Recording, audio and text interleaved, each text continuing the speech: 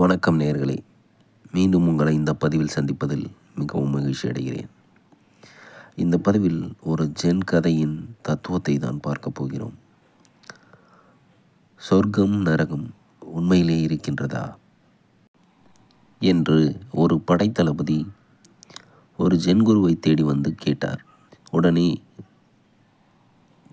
Gen குரு, நீ தளபதி என்கிறாய், உன்னை பார்த்தால் இறைச்சி வெட்டுபவன் போல் அல்லவா இருக்கிறாய் என்று கூறிவிட்டு வாய்விட்டு சிரித்தார்.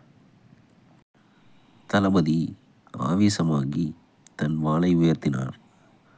உன்னை வெட்டி கூறு போடவா என்றார்.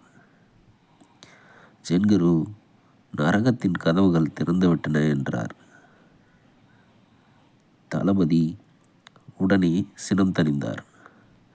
பணிந்து மன்னிப்பும் கேட்டார். உடனே ஜென்குரு, சொர்க்கத்தின் நுழைவாயில் தெரிகிறது என்றார்.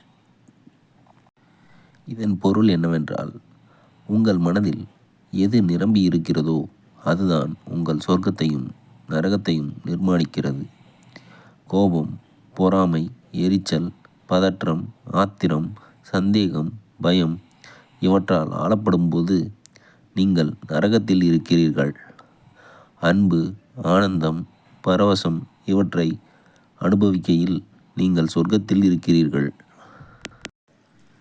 இரண்டையுமே நீங்கள் தான் உருவாக்குகிறீர்கள். எது வேண்டுமென்று நீங்களே தீர்மானியுங்கள். விழிப்புணர்வுடன் இருந்தால் சொர்க்கத்தை தானே நீங்கள் விரும்புவீர்கள். விழிப்புணர்வு இல்லாத போது வெளிச்சூழ்நிலைகளுக்கு ஏற்றவாறு உங்களில் இருந்து அனிச்சையாக எதிர்ச்செயல் வெளிப்படுகிறது. நரகத்தை உருவாக்கியவர்கள் ஆகிறீர்கள். தளபதிக்கு கோபமூட்டிய போது அவருடைய ஆத்திரம் நரகத்திற்கு வழிகாட்டியது. தன்னிலை உணர்ந்து மன்னிப்பு கேட்டபோது சொர்க்கம் திறக்கப்பட்டது. நேயர்களே, மீண்டும் பல சுவாரஸ்யமான தகவல்களுக்கு என்னுடைய சேனலை சப்ஸ்கிரைப் செய்யுங்கள். என்னோடு இணைந்திருங்கள். நன்றி, வணக்கம்.